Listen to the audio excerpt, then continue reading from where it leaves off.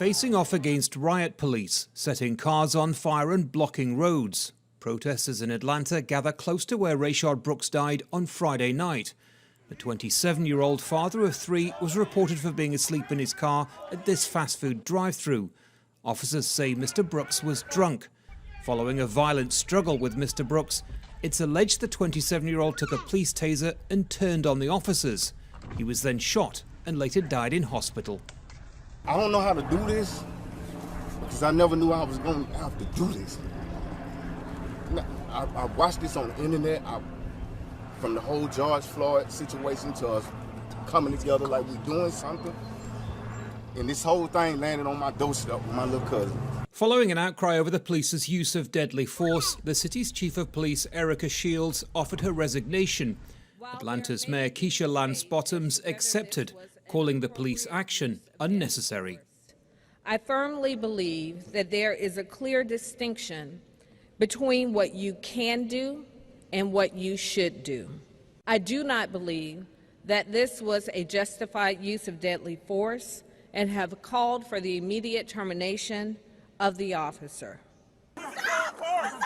All this comes just weeks after two students were violently dragged from their car by 6 Atlanta police officers. Charges against the students were dropped. 4 of the officers were fired and all 6 face criminal charges. Now the city is facing another crisis following the shooting of Rayshard Brooks. His family lawyer says there are serious questions about what happened. We talked to some witnesses today who said that the officers went and put on plastic gloves and picked up their shell casings after they killed him,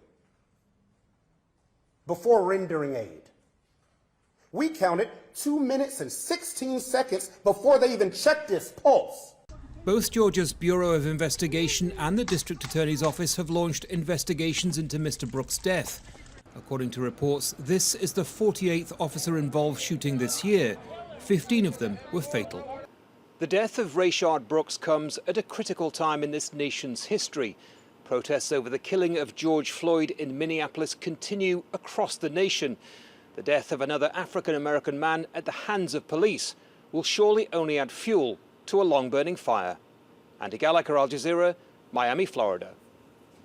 Okay, let me bring you some live pictures from Atlanta where protesters are still out on the streets. You can see a thinned-out crowd there of protesters. There are police officers on the other side of that little crowd of protesters. But earlier on, within the last hour or so, at one point, protesters had fanned out across the N85 interstate, which is a major road that runs through Atlanta, and it essentially blocked the traffic and were met by lines of police who moved towards them and started arresting people. It was shortly after that that some fires, which had already been lit in the grounds of the Wendy's fast food restaurant where the altercation originally took place, had then led to a fire being set in the restaurant itself. We have seen some pictures of the building itself ablaze, but these are protest pictures live from Atlanta. Of course, we're keeping across this situation. We'll bring more on this as soon as we get it. Meanwhile, Jason Nichols is a senior lecturer in African American Studies at the University of Maryland, College Park. He says officials are listening to the outcry that followed the death of George Floyd, but more needs to happen. Had there not been the outcry that we've seen over the past couple of weeks, you would not see the level of accountability or transparency that you're seeing right now. And I think partly, whether we like to admit it or not, it was the large-scale rebellion that included destruction of property that I think is pushing people towards making the right decisions and not trying to cover things up and trying to keep the population more in line and let them know that change is coming. I think what we need is, in terms of accountability, is when you have an act of force and it's going to lead to a lawsuit, you better believe that Mr. Brooks's family is going to sue the city of Atlanta for this incident. And so what they need to do is make sure that when they get a judgment, that judgment doesn't come out of the taxpayers' pockets. It comes out of police pensions.